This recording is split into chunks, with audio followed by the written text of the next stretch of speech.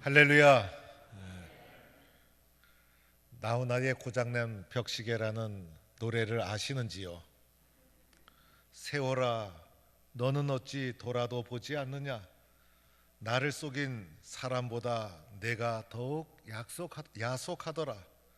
한두 번 사랑 때문에 울고 났더니 저만큼 가버린 세월. 고장난 벽시계는 멈추었는데 저 세월은 고장도 없네.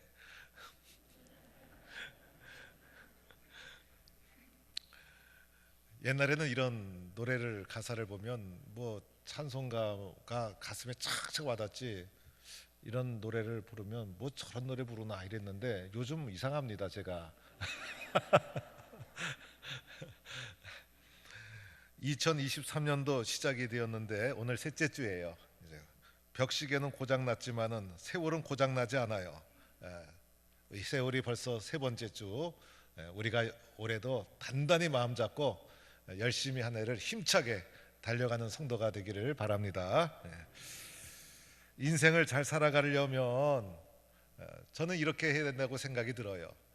잘 나갈 때 교만하지 말고, 그죠? 어렵다고 낙심하지 말자. 그래야 되지 않겠습니까?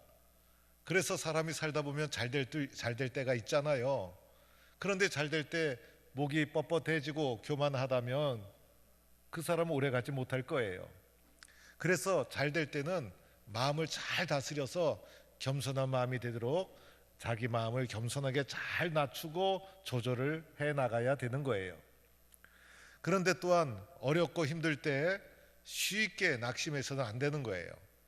그래서 어려움이 찾아왔다고 낙심하고 절망하고 불안하고 근심 때문에 잠을 못 자고 그러면 어떻게 되겠어요? 그러면 그 사람은 문제에서 해결해 나갈 수가 없는 것이죠. 그래서 어려움이 찾아왔을 때 하나님 말씀 붙잡고 믿음으로 이겨나가고, 그렇게 해서 주님 앞에 살아갈 때 그 사람이 마침내 즐거운 날, 기쁜 날이 분명히 찾아올 것이고 복된 인생이 되어지는 거예요. 그런데 문제는 힘들고 어려울 때 이겨나가는 것이라 생각이 들어요. 잘 될 때 겸손한 마음을 가지는 것은 나 스스로 하나님 앞에 마음을 잘 조절하면 되는 거예요. 그런데 어렵고 힘든 일이 닥쳤을 때 내가 감당할 수 없는 마음이 밀려올 때가 있잖아요. 그래서 불안과 근심이 파도처럼 밀려오고, 그래서 두려움이 가득 차서 잠을 자지 못하고, 그래서 식은땀이 흐르고 근심 걱정에 짓눌려서 내 힘으로 벗어날 수 없을 때가 있더라는 거예요. 그런데 사람이 이렇게 힘들 때는요, 어떤 사람의 작은 한마디가, 작은 사랑이 큰 힘이 될 때가 있어요. 그래서 어느 날 어렵고 힘들 때 옆에 있는 믿었던 작은 사람이 와서 작은 용기의 말 한마디, 기도하고 있어, 사랑해, 힘내, 우리가 함께 도와줄게, 이렇게 말 한마디라도 따뜻하게 마음을 전달해 주면 그것이 일어날 수 있는 생명줄이 되어서 힘을 내고 용기를 내고 일어설 수 있게 되더라는 거예요. 우리의 모든 성도들은 이러한 성도가 될 수 있기를 축원합니다. 그런데 세상은 그렇지가 않아요.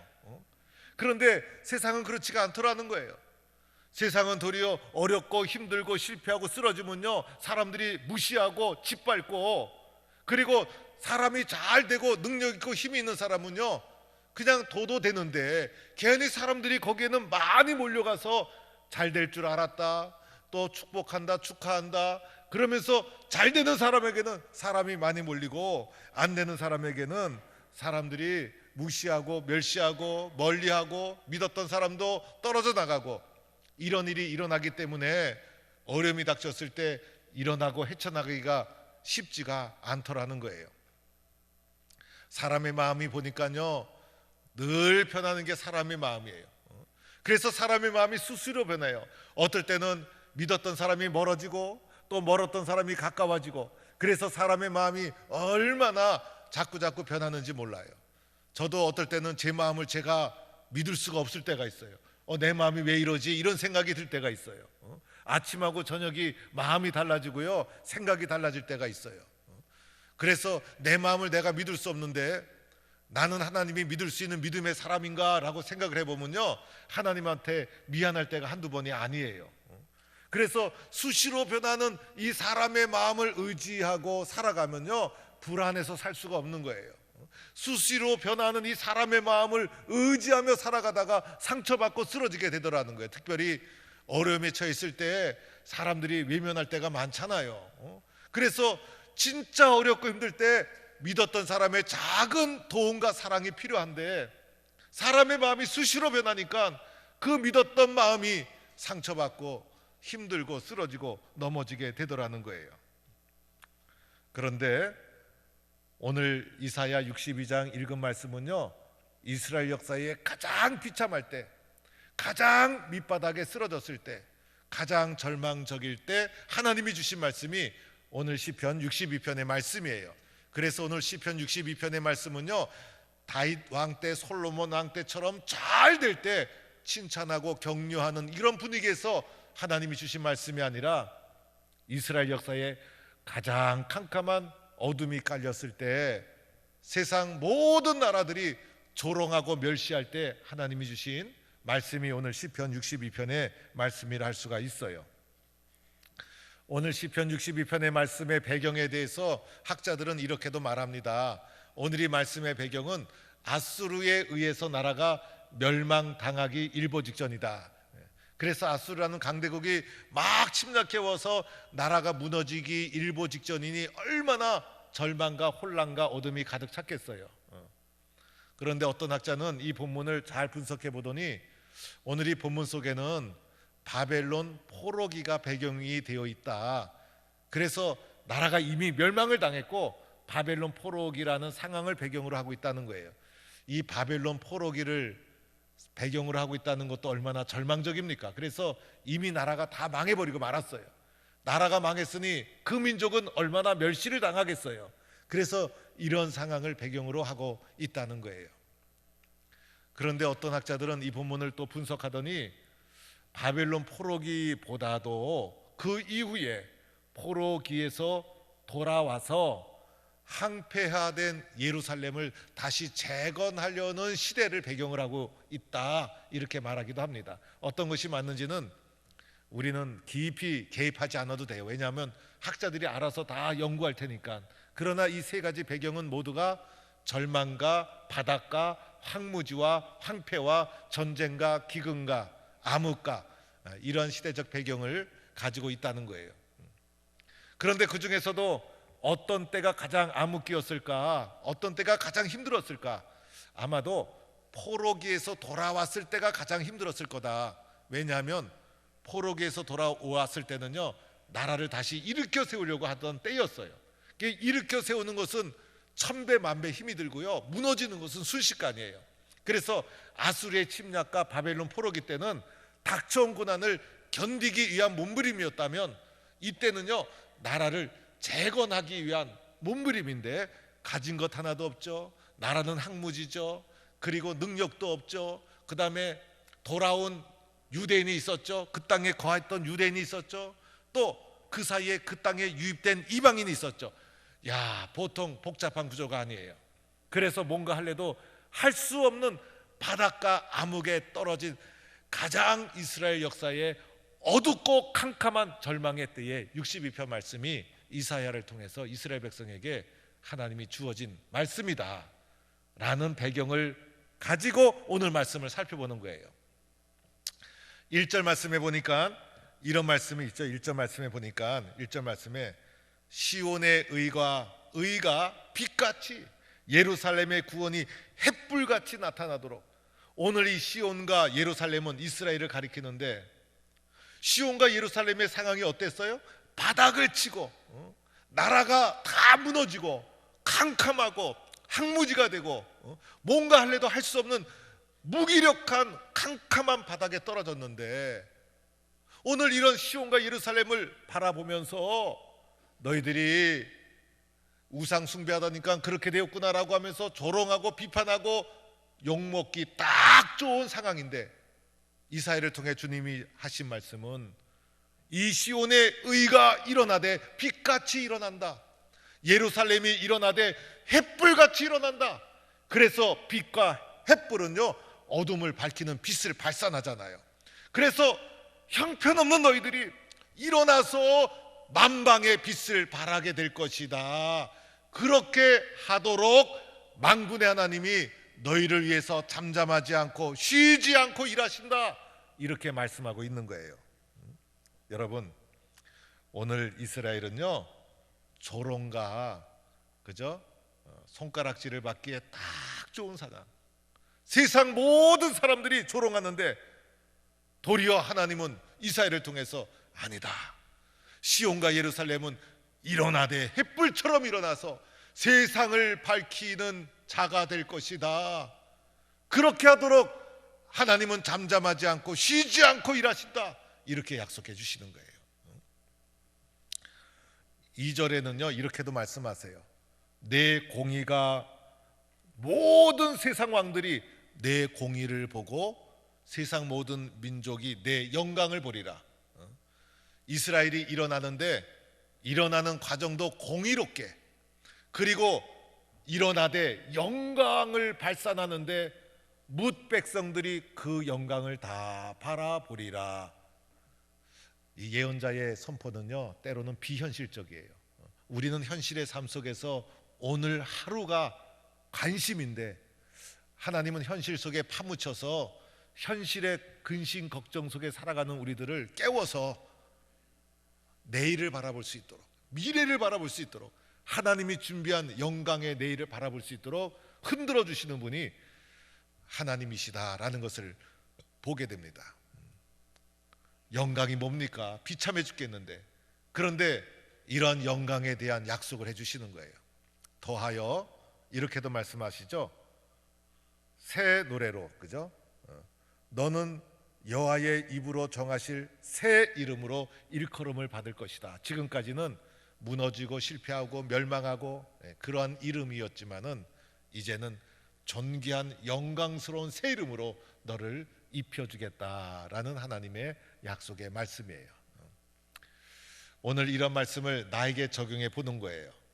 나도 보잘것없고 쓸모없지만은 나 같은 자를 들어서 햇불같이 영광스럽게 새 이름으로 일으켜 세워주시기 위해서 쉬지 않으시는 하나님, 오늘도 일하시는 하나님, 이런 하나님이 나에게 이렇게 약속해 주시고 있다. 이렇게 우리는 믿는 거예요. 3절에도 보니까 이렇게도 말하죠.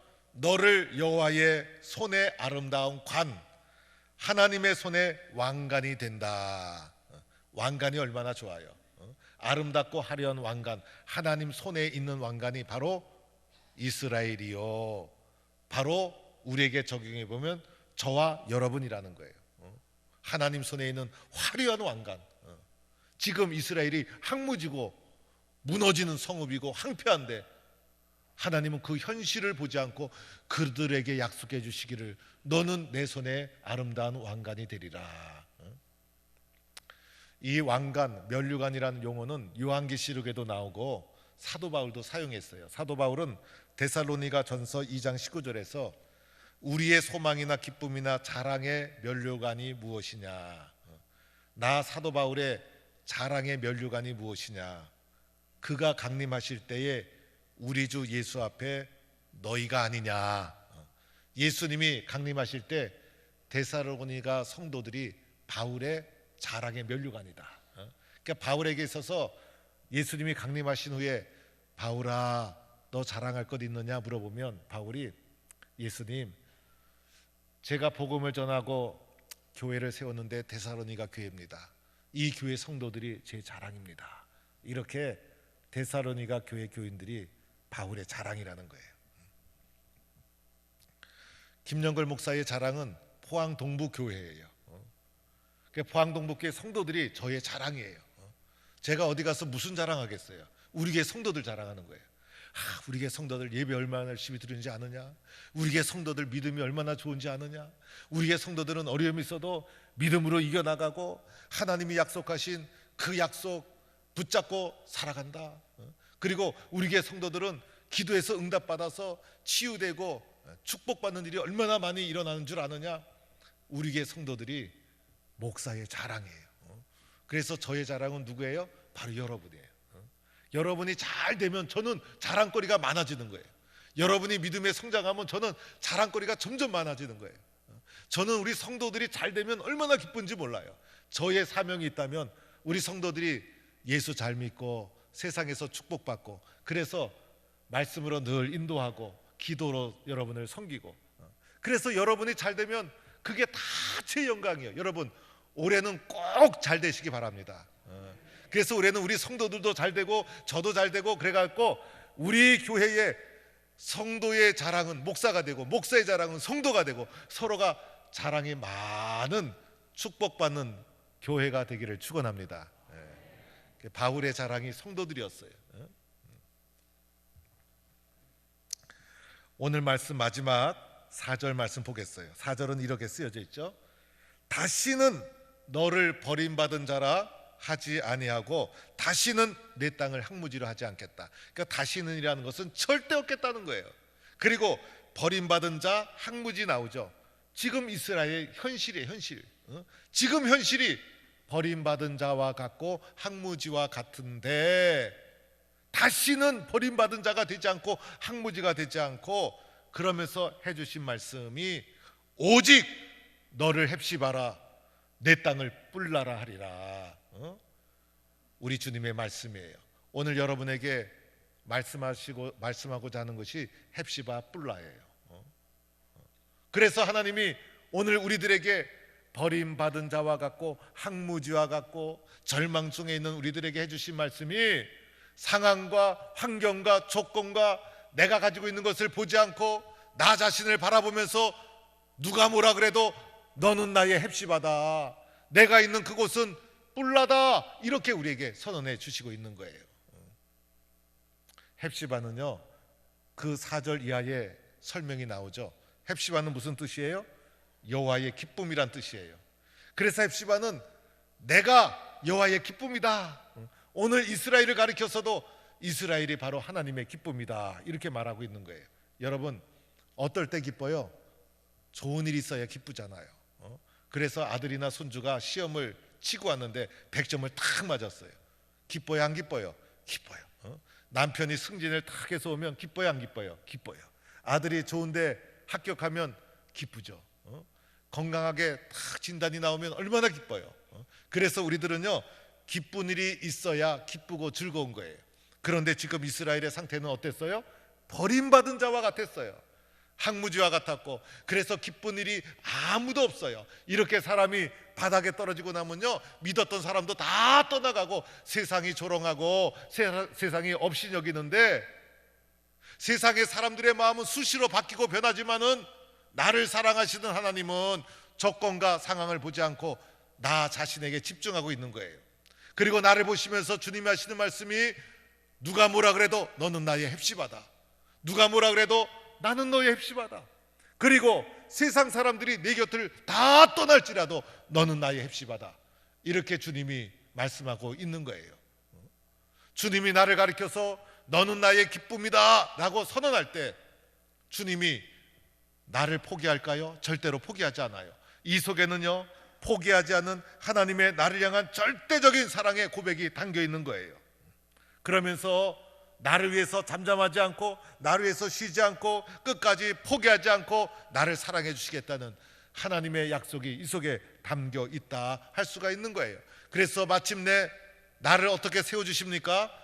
하나님 손의 면류관으로 모든 영광을 바라볼 수 있도록, 그리고 모든 세상에 빛을 발하는 햇불이 될 수 있도록, 비록 지금 현실은 어둡고 참담하지만은 하나님께서 너는 나의 헵시바다, 나는 너를 절대로 포기하지 않는다, 너를 도와주시고 너를 위해서 잠잠하지 않겠다라고 선언하시는 하나님의 말씀이라는 거예요.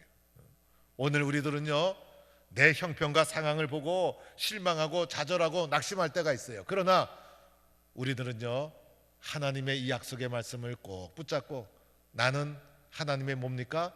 헵시바구나, 하나님은 나를 절대로 포기하지 않는구나, 이렇게 주님의 약속을 꼭 붙잡는 성도가 되기를 축원합니다. 또 하나는 뿔라라 그래, 뿔라. 오늘 이 뿔라라는 발음이 히브리어로도 이제 발음하기가 쉽지 않고 한글로 번역한 것도 쉽지가 않아요. 그냥 뿔라 이렇게 됐는데 이 쌍비읍에다 비유가 있어가지고 어떻게 발음해야 될지 저도 잘 모르겠어요.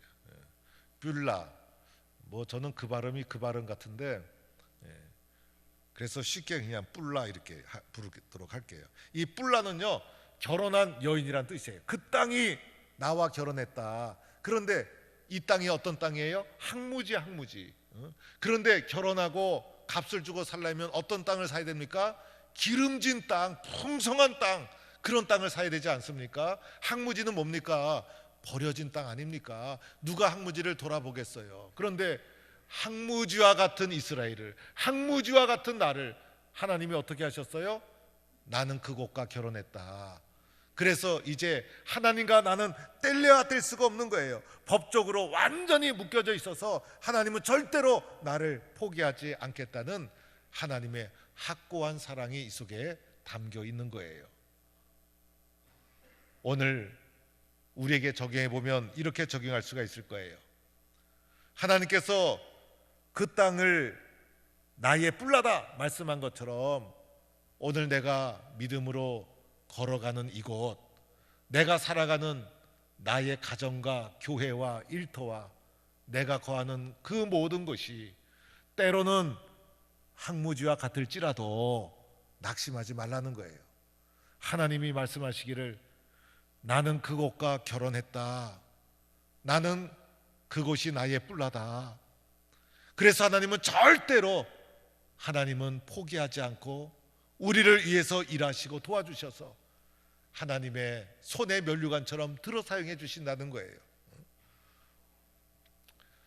우리가 세상에 살다 보면요, 우리 눈에 문제가 잘 보이게 되어 있어요. 사람의 마음은요, 선과 악의 중간에 서 있는 게 아니라 사람의 마음은 악쪽으로 기울어져 있어서 사람의 눈과 마음에는 문제가 먼저 보이는 거예요.